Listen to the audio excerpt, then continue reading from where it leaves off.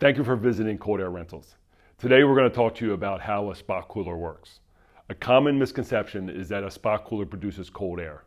This is false. The way an air conditioner actually works is heat transfer.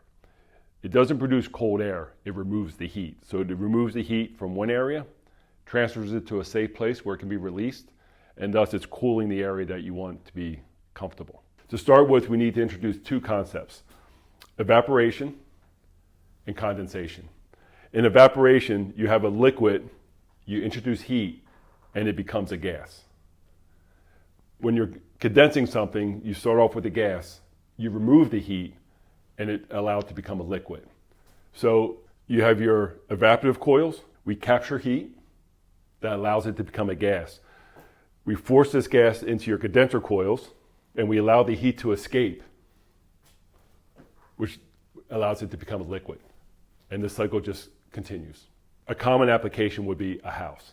So if you have a house, the house is hot inside, you want to cool it down, you turn on your air conditioner, and the air conditioner starts this cycle.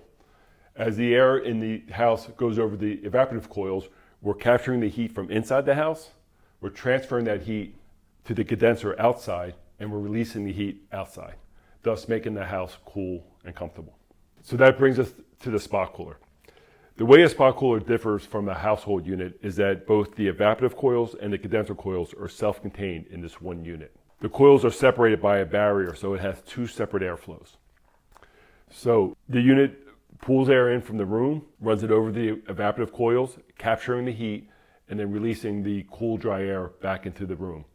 That heat is transferred to the condenser coils on the back, which have a separate airflow.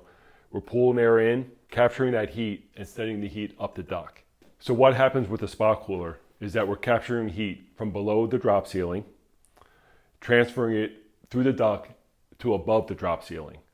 So the area underneath the ceiling becomes cool and comfortable.